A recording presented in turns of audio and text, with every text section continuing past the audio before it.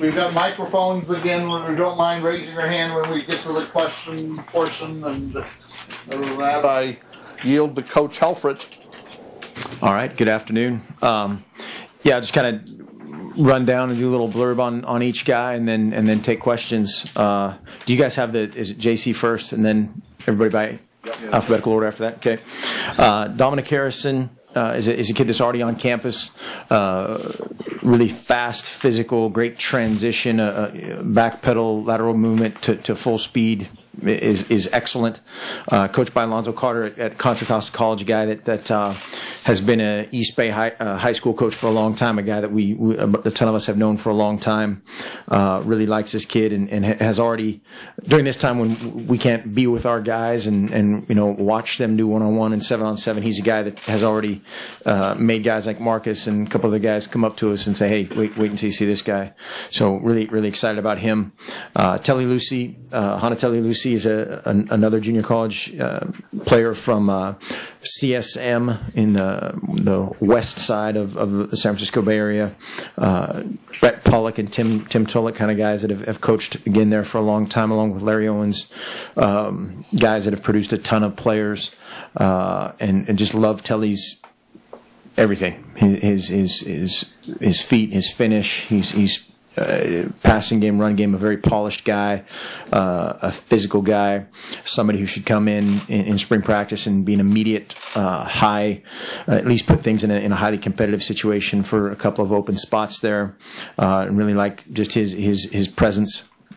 Ditto for Tui Talia, same kind of thing on the defensive line from DVC, Diablo Valley College, which I think it's in Pleasant Hill, California, East Bay. Mike Darr, the coach there, again, a place that's had a bunch of guys, is a guy that just keeps growing and growing. He weighed in at 270 on his trip, but the last time we saw him, he looks great. Has put on some more weight, and will be a guy potentially, certainly as a defensive end, but maybe even inside at nose, moving around as our defensive line development and depth got a lot better today. One transfer I know we put on there was Johnny Reagan. Was coming from Cal. Had the 1 year sabbatical to Cal, and then will be back and have to sit a year. Another kid that's already on campus and done a really nice job by all accounts of working hard and just his athleticism, desire, and everything that we liked about him last year has shown up. A really good looking kid. I think has the potential to play all 4 linebacker spots for us when all is said and done. But we'll see. And then on to the high school guys. Jalen Brown is an early enrollee kid from Mountain Point. I think is a guy that's typical of this class. A great kid from a great family that was a captain of his team, with only 3 exceptions. Every other guy in this class was a team captain. Something that you can look for, at least a demonstrated kind of leadership deal. He happened to play on an undefeated state championship team at Mountain Point in kind of the South Phoenix area. Gatorade Player of the Year in Arizona. Really physical receiver, can really go up and get the ball with high, strong hands. And there's another guy, much like Harrison, that I was talking about earlier, is a guy that people just walk around the building. Hey, wait till you see this kid. Wait till you see this kid. And he's a hard worker, neat kid. Tanner Carew, from Damien High School. Hopefully you never have to know his name too much. Being a long snapper, just do your job and get out of the way. But a great kid. Reminds me a lot of Drew Howell, just how he carries himself. Always has a smile on his face. Another great family. One of the many places where home visits we ate very well this recruiting season. Parents are just tremendous people. He was the greatest long snapper in the history of the world, according to Chris Rubio, who's kind of the national kicking and snapping guru these days. Tyrell Crosby from Green Valley High School in it's called Henderson, Las Vegas area, Henderson, Nevada.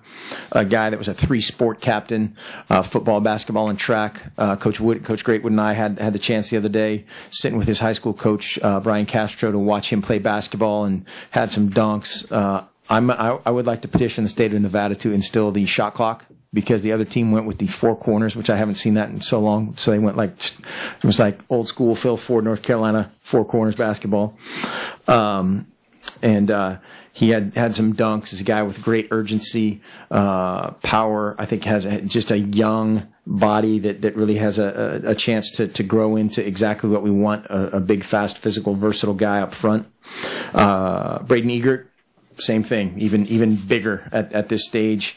We measured him at 6'7", I believe is about just over 300 pounds, 305 on his visit, and is just enormous. Is a guy that played both sides of the ball, offensively and defensively in high school. Ran some guys down from behind. Same high school as John Boyette. Troy Mott was his high school coach. I think this guy, just with 1 year of development, strength conditioning, really getting in the shape of how we practice and how we do things, I think this guy's gonna explode. Royce Freeman, unbelievable. Great kid, great family, great player, team captain, broke Reggie Bush and Ricky Williams all-time section rushing records.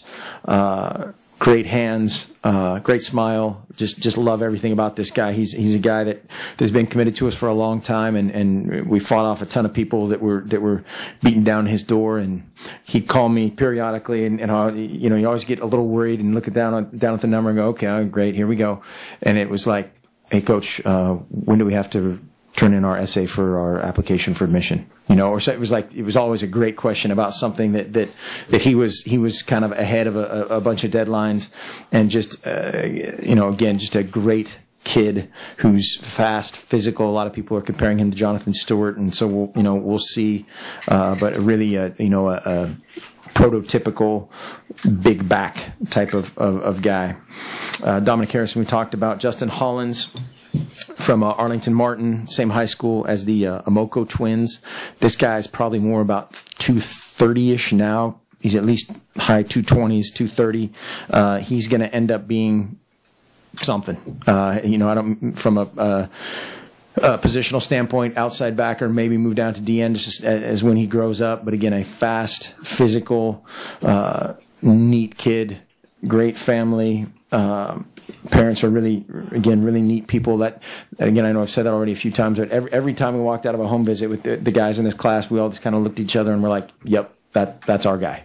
That's, these are our kind of people, and that's something that matters in a big way. He was a sub 10.8 electronic 100 meters, that big and that fast. We'll see what that turns into.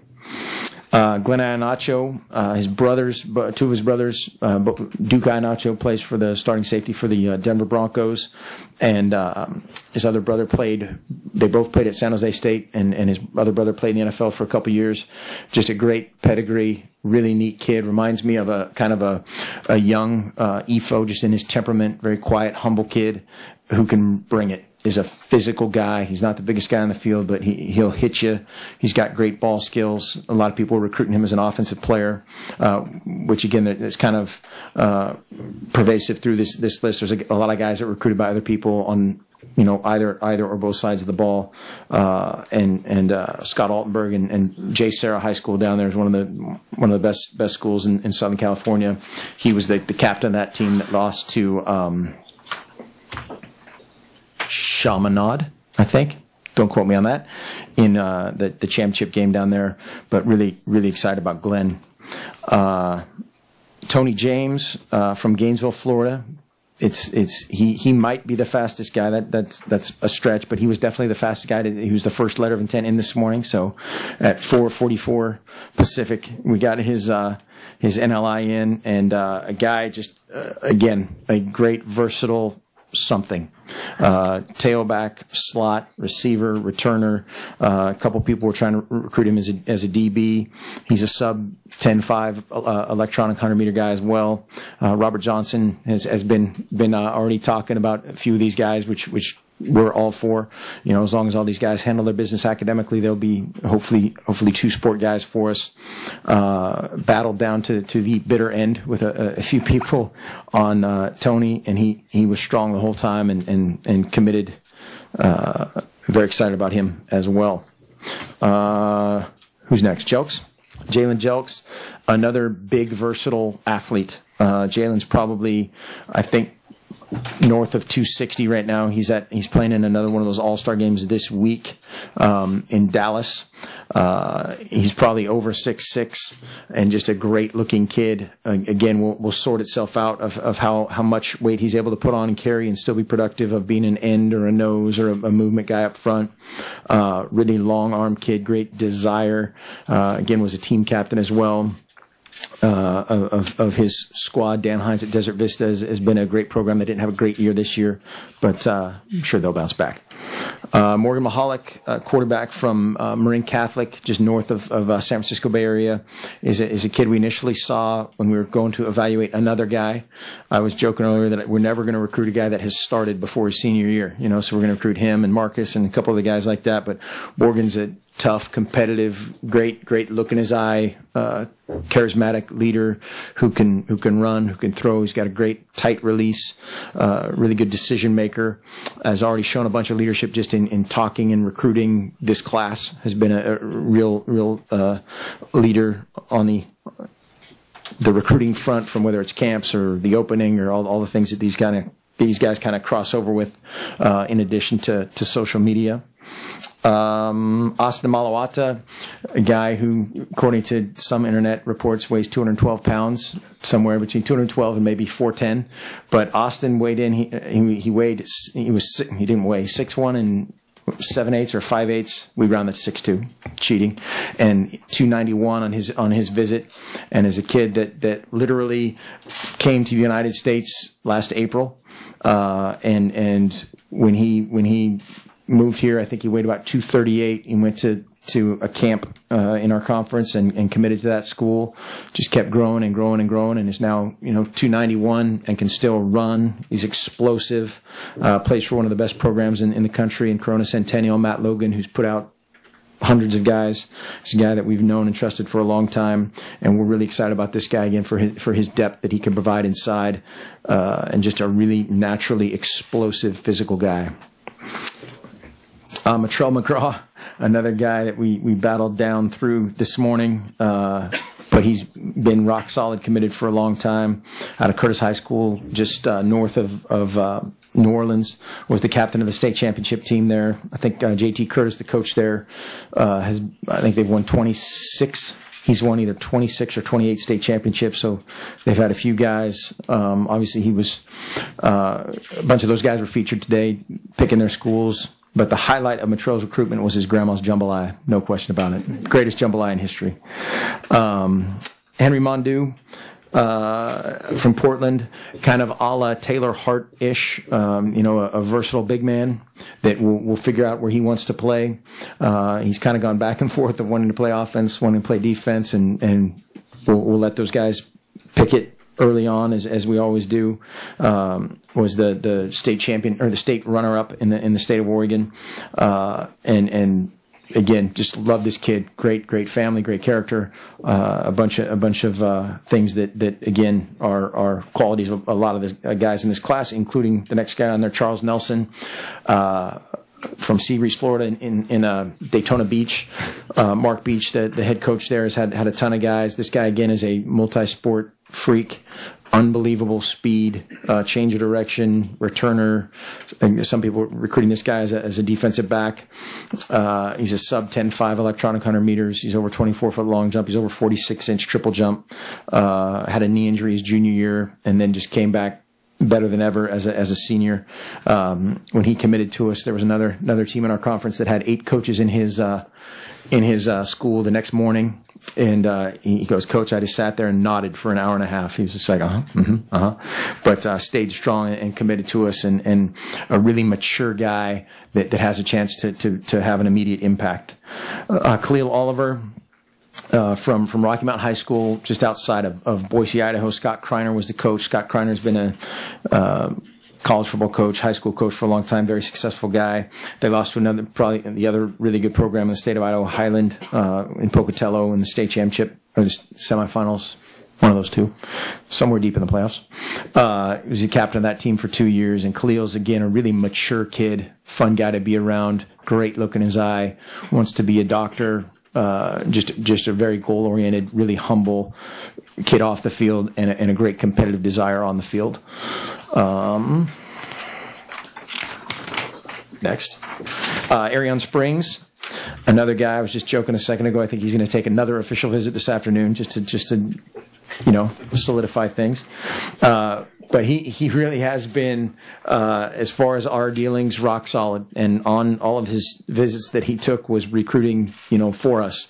A dynamic guy, battled right down to the end with some other people on the outside, but he was rock solid to us the whole time. From San Antonio, he said he was trying to get some duck gear last night, but all the duck fans bought out San Antonio duck gear, he said. But so that's a good problem, and very excited about Arion. Again, not the biggest guy on the field, but a physical dude, and then off the field, a very, very quiet, humble type of guy. Jimmy Swain, just Olathe North in Kansas.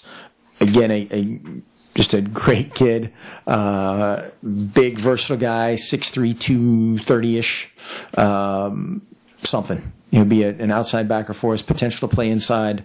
I think he can help out immediately, has potential to help out immediately in a lot of ways, special teams or defensively, just a high character guy, really a neat story, that this whole kid's background, and mom fantastic, great wings at her house, great chicken, and just really sewn up. He's the last guy of again a bunch of our kind of guys. So with that, questions.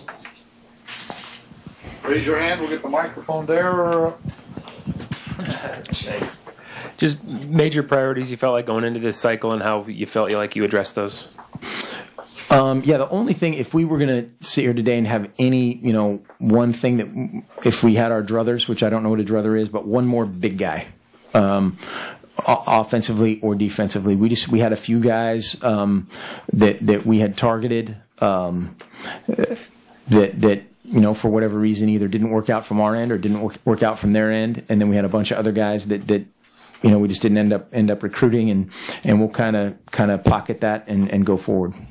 But other than that, I thought, our defensive line, I think we addressed that really well. The other guy that's going to make a huge impact is TJ Daniel, moving him from offense to defense. He had an outstanding fall and redshirt year. And then the other big need, obviously, was defensive back, which I think we addressed that really well. Rick Morgan in the back. Last year, with the change and transition, as you took over the program, the recruiting was kind of catch as catch can. How did it go this year as far as organization? Did you change anything? Just speak to the process a little bit under your first year under full control. There's a few changes. I think just more of logistically and from an overall plan of things, we changed slightly. Our guys were in over 1,000 high schools in 31 states over the last year, and that's a ton of miles. And we tried to line that up and orchestrate that in as most efficient and kind of a manner as possible, because you're trying to target. You'd like to target candidate A for every position, but candidate A might be in Florida, and then there might be somebody else in Kansas, there might be somebody else in Arizona, and just try, orchestrating all of that as best as possible. I thought our guys did really well. Jim Fisher, who kind of orchestrates our in-house logistics recruiting-wise, did a tremendous job, and we'll find out here in a couple of years. AJ. Coach, you touched on this a bit already, but obviously very important how this class addressed needs. How would you assess this class as addressing your needs, and are there any needs that you still maybe want to fill in this class? The only thing, and again, it's not something that we're losing sleep over, is just, like I said, one more big guy, and on either side of the ball would be the only thing that we if we had the perfect guy that would have filled that role, we would have taken him and had a couple chances to do that. But the thing that you don't want to do at the end is stretch for a guy that doesn't fit for whatever reason. And there's a couple things on the horizon that may or may not happen, and we'll go from there. But I think all in all, we actually got one more guy than I think we all thought we were going to get about a week ago, and all things considered, we're really happy. Jake Zivin. You mentioned with a lot of these guys, character and high character. Where do you guys prioritize that in, I guess, relation to talent? And can you point to a few guys maybe in the past in this program who have been high character guys that you think have maybe come in with less physical ability, but that high character has made them a better college player by the end of their career? Yeah, I think that there's basically one thing that we've added is we have basically an 8-step process, 8 criteria that have nothing to do with football, and that's where we try to, as best as possible. The thing that we always talk about is manage the knowns. Manage as many knowns as we, because the 5-star, all-world player is at best in college football a little worse than a coin flip that guy's really going to be a player. That's just the proven science of it. And so the more of that coin flip you can lean to your direction up front of all the things that you can try to find out that we're allowed to find out, we try to manage those as best as possible without exception. And I mean, there's a bunch. Michael Clay was the first guy that popped in my mind, who was an undersized guy that a lot of people didn't recruit. Kenyon Barner. There's a bunch of guys. Hronis Grossu wasn't very heavily recruited. Lots. Sorry. Matt, Frank. Any feedback on this building that we're in right now from the recruits and how it maybe impacted their recruitment with you? It's been huge, and I think, as I said at the beginning, I think it's more of just the overall commitment. The commitment to the overall student athlete experience. And what we tell our guys when we recruit them is we are going to work unconventionally. Very unconventionally, and we're going to support you unconventionally. We have a lot of great stuff around here, a lot of shiny, great, neat things. But the people that those guys are around on a daily basis is what matters the most. And distance is still the biggest factor that we have to overcome. And it's still, if you ask around the country, that's the number one factor of why a guy chooses a place. Distance number one, and winning number two. But we have to. We have to overcome some of that, and we will, and we do, and I think that unconventional support and the commitment to those guys, the commitment of being part of a great university in a great place to live, results in getting guys from, Florida and Louisiana and wherever else that, these were highly recruited guys, but more importantly, they're our guys. They're our kind of guys that It takes that much more to fly over that many more schools, and for us, it's a great deal. Gary Horowitz. Mark, along those lines, when you recruit these players, they end up signing here. How much does the success of the program in recent years, the BCS games, playing in Rose Bowls, that kind of thing, does that come out a lot in conversation? Huge. It certainly gets you in the door. I think like we've talked about in the past, it was the uniforms and the helmets and the flash and the deal, and then that might start the conversation. But now it's the degree and the sports marketing program and the commitment to the student athlete that matters a lot. And oh, by the way, we've won a ton of games, and more than any other Pac-10, Pac-12 program in the last 25 years. And so those things, hand in hand, again, help us to overcome some of the perceived obstacles. Jerry Thompson. Yes, Coach, can you comment on whether Tony James, you think, will be physically ready? I mean, I've heard some of the things that has happened to him. And then also on Egert. It's an Egert? Egert, yep. You're mentioning, seemed like he's a pretty good defensive player, too. Is there any possibility of him maybe, or is you just pretty well set of him being on offense? I'll go in the order you asked him. Tony James, we don't anticipate any issue. Yeah, he had a minor setback that he's already a couple weeks ahead of, that we're on top of from a medical standpoint.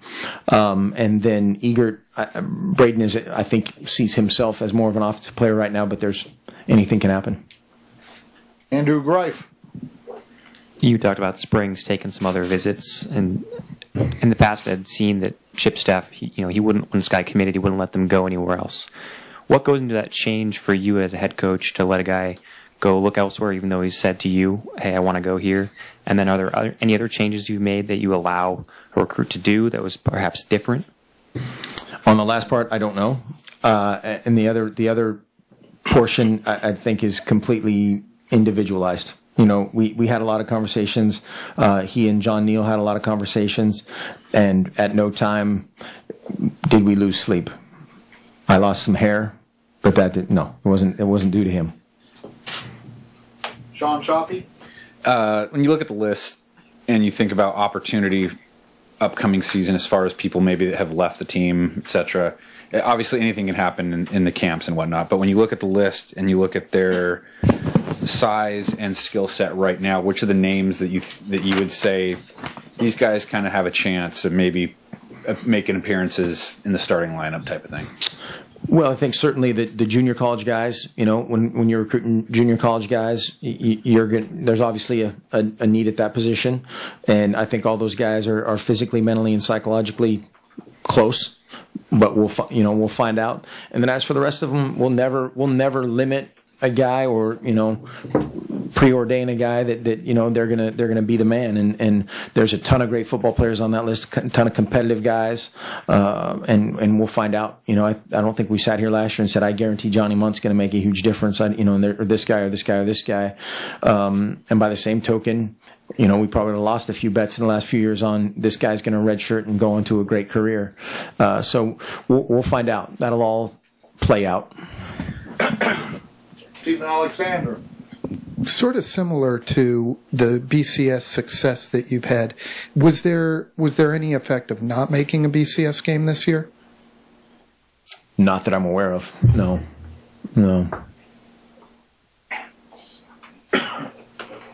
Matt? You talked about distance. How do you balance recruiting on a national level, but also staying to your local states, their areas in your region?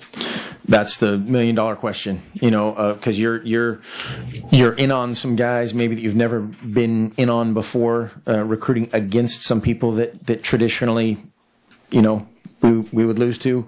But that's the great question, because you're trying to take a guy that's maybe 2 clicks better than the next guy, but this next guy's in Northern California or something, or whatever it is. But we just that's where we really try to get to know these guys and find the guy that is willing to go, that's willing to fly across the country. It's a small country, really, when you think about it. And every game's on TV. All those things that go into making this a smaller world. There's some guys that are willing to do that, and some guys, there's already 2015 guys that guys are in Florida that are, absolutely willing to come this far, and there's guys in California and some other state that aren't. That's just it's kind of just getting to know them as much as possible. Austin Meek. Mark, what was your stress level this morning? Did you wake up knowing basically exactly what you had, or were there a couple you were watching right down to the wire? It's funny, somebody asked me that same question. I don't know. I know that the guys that we got, we love. And we tried to manage the knowns on those guys as much as possible. And we've had 5-star guys that weren't any good. We've had 5-star guys that were spectacular. We've had no-star guys that were All-Americans. We've had no-star guys that, weren't very good. And so it's a great day for a lot of people to that have created an incredible niche, business in this deal. And that's great. And then by the same token, let's go to spring ball and let's go to fall camp and see who shows up and see how it plays out. Steve Summers. Coach, just coming back to this question about distance, are you saying that distance is a bigger factor than the recruit's relationship with the coach or its position coach?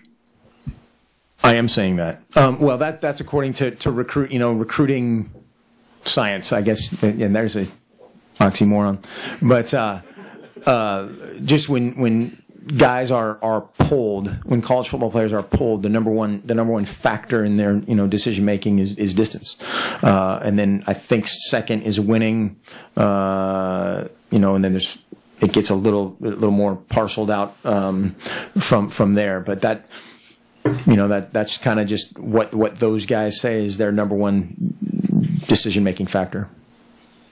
Andrew Bright. McGraw went on TV this morning and spoke of Coach Neal very highly. I called him a great defensive backs coach. Seemed to be a high endorsement of him staying.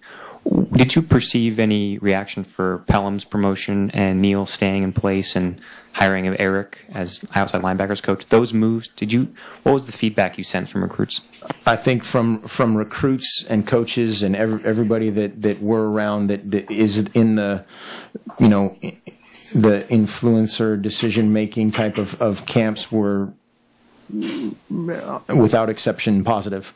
Of guys that have known, you travel around Southern California or California with DP or the West, and people know who that guy is, and they know his pedigree, they know his character, they know his discipline, and the same of the guys that have been around. Chins was in about 50-something schools in a few days, and already killing it, for the next year. So, and Coach Neal, the same thing. We've had, that's the other thing of I think that the proudest thing in all this for me, and I'm not a very proud guy outwardly, but to have, Marcus Mariota, EFO, and then about 8 coaches that could be in a lot of other places stay here, that means a ton for this place. And it can do nothing but help in recruiting. Eric Elkin. Kind of along those lines, how did you handle the recruiting aspect of Nick's retirement? He said all along that it was just a conversation between his family and you, and no one else knew about it. So when he's out on the road recruiting throughout the entire fall, and then that announcement comes out, how did recruits respond to that, and how did you get in front of that? Well, the discussion kind of came place after, the fall recruiting phase, and so that part was different. There was really only a few days. I'm trying to remember exactly the timing of everything, but there was nobody who was misled or anything. And that's what's always kind of a sensitive subject of this time of year. And I guarantee tomorrow and the next day you'll look around the country and so-and-so coach is going to go to the NFL and such is going to move over here. It's just kind of the way that things happen this time of year. But again, we were as honest and forthright at the time as we could be. Aaron Fentress. Coach, on paper it would appear that the offensive linemen you signed are maybe 20 to 30 pounds heavier than most of the high school offensive linemen you've signed in the past few years. Was that a conscious effort on your part to get bigger, or was that just a coincidence, just worked out that way, or what? I think more of the latter. Okay. We want to be versatile up front, I think is the biggest key. We want 5 guys that can play 5 different positions, ideally, because then you can put in, you can be interchangeable. You can get your best guy as the first substitute into the game rather than your backup left tackle. He might be your 10th best offensive lineman if you have a backup right tackle, of down the line. But just trying to be more versatile. There were a couple of the guys that we were recruiting that were more in the 275-ish, another guy was about 285-ish range, that you projected to be able to develop. So I think it's just more of a law of averages thing happened. Jerry Thompson. Yeah, Coach, with so much exposure now in recruiting and the players, probably aren't too many sleepers, so to speak, anymore, Igor Olshansky's or anything, but are there a couple of guys here that maybe a couple of players that as a coaching staff, you kind of think, wow, how come that guy wasn't more highly recruited? We really got one here that was maybe not so highly evaluated by some other coaching staffs. And does that happen very, very often, that there's some that you think you rate a lot higher than some of the other staffs?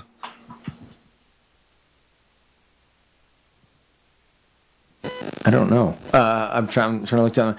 The guy, I think from the closest thing to that would have been Austin Malawata had he stayed committed to the place he was committed to before, just because of his, the circumstances of his moving to the United States 10 months ago.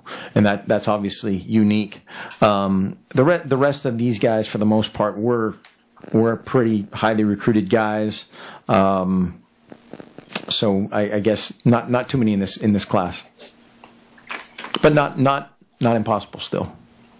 Jake Ziva. Mark, Royce seems to be a bigger back than who you guys have had in the program in past years, except maybe for Trey Carson, who's only here for a year. Did you want to go out and get a bigger back? And how do you see having a bigger guy in the system changing things at all? Yeah, we want to get, I guess we'd like to talk about the biggest, fastest, great version of, the ideal person, the ideal character and attitude that those guys bring to the table, and he's moving that direction. He's a big physical dude, runs heavy, but then still has the skill set to run out of the backfield and catch the football, to be a great returner, and protect and do some of the things that our guys do. But having a little bit more of a thumper absolutely can help you in goal line situations, short yardage situations, and just being a heavy change up. Ryan? Mark, did you experience any deja vu recruiting Morgan, just with how it developed, and how much will being around Marcus for a year help his development? Yes, and a ton. It was funny when I first went to watch him, and no disrespect to anybody, I didn't know what either one of these guys looked like, just their facially, and so I went and watched these guys practice, and I assumed that he was the guy who was the elder statesman of the guys, and the guys that was being recruited at that time. And then it just kind of went from there. He came to camp and sat behind a great player in Jared Goff, who's obviously had a great first year at Cal from a statistical standpoint. He's a very conscientious guy, very smart guy, very competitive guy, and he's really excited to come in and work with and for Marcus, and be around a guy like that. I'm sorry, Matt. Do you see recruits maybe trying to commit earlier in the process than the previous years, and does that change the way you do things? It won't change the way we do things from a logistical process standpoint and how we evaluate guys. We might have to, as we've finished off this class, we've certainly tried to gun out and see, more 2015 guys playing basketball or wrestling or whatever they're doing this time of year. But our process of evaluation of seeing guys of everything we do behind the scenes cannot and will not change. And we're going to miss on a couple guys because of that, and we are more than willing to do that. Any more questions? Up the front, Andrew. What is the most important part of that process? I know you say it's like 8 steps, but is there a linchpin of that's the highest priority? All 8, because of again, just if the more stuff that we know up front that we can kind of eliminate and take off the table, the better chance you're increasing your odds of having that end product be exactly what you envision 5, 50, 60 years from now, and so that can't be compromised. When did that start? Was that something when you came to Oregon? That process was already. It's kind of evolved. We started doing this my first year here, Chip's first year here, and it's just changed. There's a couple things added, a couple things that we've changed, but we're basically just trying to quality control as much as we can up front, and keep tweaking that process. It's an imperfect business, but we're trying to push toward the perfect side. Austin Meek. Handful of guys announced today. A couple picked Oregon, a couple didn't. Did you know what was coming on those guys? Were you watching on TV for any of those to find out? I think I watched. Who did I watch? Did I watch anybody? Yeah, I saw Matrell right before we went out to work out with our guys. But again, like we were talking about a little bit earlier, I felt pretty good felt fairly confident about those guys, but things happen. Every year, look around the country, and guys flip and jump ship, and that has become again the big splash deal. But we talked about this again. If these guys that are on the sheet of paper had flipped, there'd be a lot of questions in my mind about mankind, and so that was good. Jake Zivin in the back. Mark, since you guys have been recruiting, we haven't been able to talk to you about Don Pelham, about hiring Don Pelham. I know it happened a few weeks ago, but why Don? Why was the decision made to hire Don? He's a great person and a great coach. In the most simplistic of forms, I think he's a guy that has been around, so to speak, of different systems, different management styles, and every time that he's been empowered, he's been excellent. When he's been in front of the team, he's been excellent. When he's been in front of the unit, he's been excellent. And one thing that always caught my eyes, his office was kind of L-shaped across the corner from mine over in the other building, and every single day his guys were there early for the special teams meeting, before the special teams meeting for their position meeting. All their stuff was lined up, backpacks all lined up, papers out, notebook in, meeting. They'd all come out, put them back in there, run into the special teams meeting, come out, go back in, meet, come back out, put their backpack on, run down and go outside. And it was like clockwork. And I go, well, how come everybody doesn't do that? And he goes, I'm not in charge of everybody. And that kind of stuff multiplied out, the continuity piece is a bonus. Like I said at the time of his hiring, I think he's the best guy for the job, and he's the right guy for the job. And the neat part about it is we have 4 great coaches in that room that will all work with and for each other and for that unit and for this team, probably most importantly, and really excited about Chins as well. Stephen Alexander.